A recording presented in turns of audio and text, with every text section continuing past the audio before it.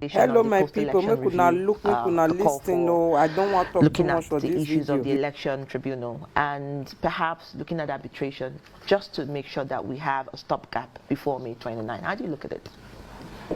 Well, it's sad that we are back in this circle in this country. The presidential elections held on March 25.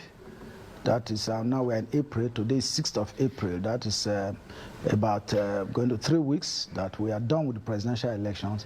And we don't even know where the tribunals, what they are doing. It is taking a lot of the candidates so much time to assess INEC materials, assess from EC8A and all of that, that they need to prove their cases before the tribunal. That is so very sad. And now, if you look at what happens elsewhere, if we say we are a democracy, if you look at the Kenyan election in 2017, you will realize that Kenya as a country set a distinct example for all Africans, for the world. And the chief judge of Kenya,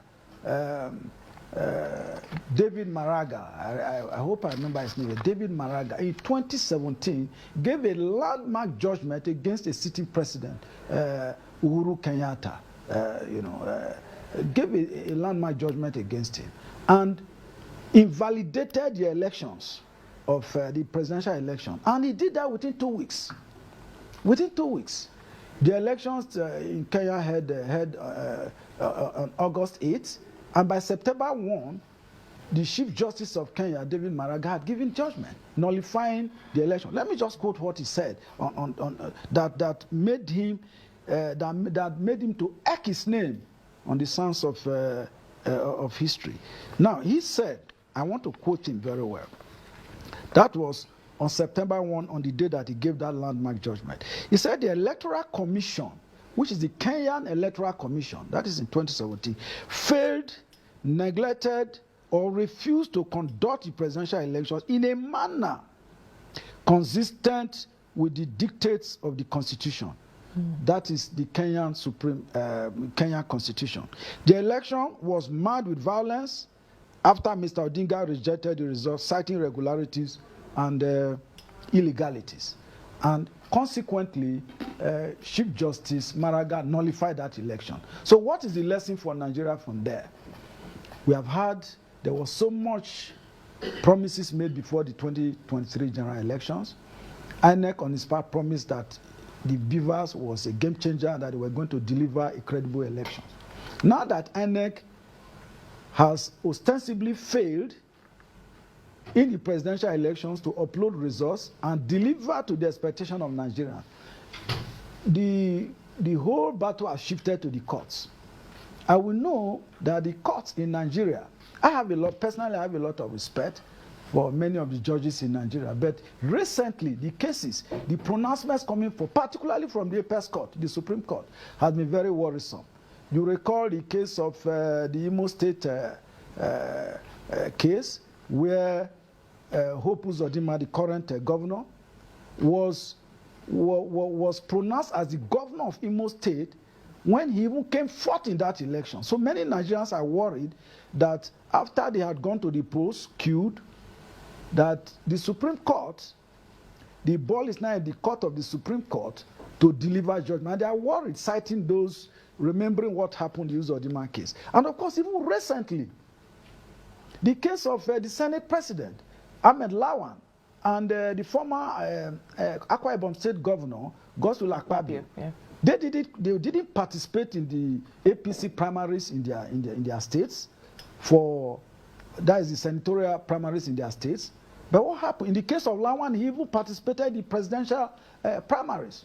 And when he failed, and the senatorial primaries had been concluded, names submitted to INEC, including that of Akwa Ibom State, this Ahmed Lawan and Godswill Akpabio rushed to the Supreme Court.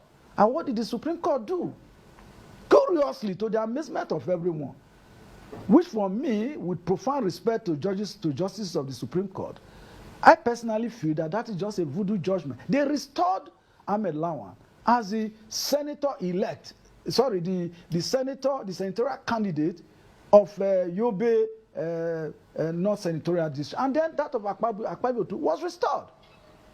So, and that opened up the old wounds, remembering what happened in Imo State in the case of Uzodinma, that this Supreme Court, I hope Nigerians can trust them. Now, Peter Obi, the presidential candidate of the Labour Party, is challenging the election. But the most important one is even the PDP presidential candidate, Atiku Abubakar, yes, who came second by the results released by INEC. But the results in the public domain, even on INEC IREF, is putting the PDP candidate at the top of the outcome of the 2023 presidential elections. We are not prejudging the outcome of whatever that is before the court. The court is going to make a pronouncement on that, give their judgments. But the worry here is that, one, the delay by the Supreme Court. In the case of Kenya, within 2 weeks, that judgment was given. And Raila Odinga knew his fate, Uhuru Kenyatta knew his fate. I recall vividly when Uhuru Kenyatta said that, well, he did not agree with the judgment of the Supreme Court because he was the incumbent president, but that he had no choice than to abide by the judgment. And the judge, David Maraga, ordered a rerun, of that election, and the rerun was conducted. So in Nigeria, that is what we expect. We don't expect anything less. Okay, so and as Olisa Agbakoba said, senior advocate of Nigeria, that within 2 weeks, the presidential election tribunal can be dispensed with. So that is a worry by many Nigerians.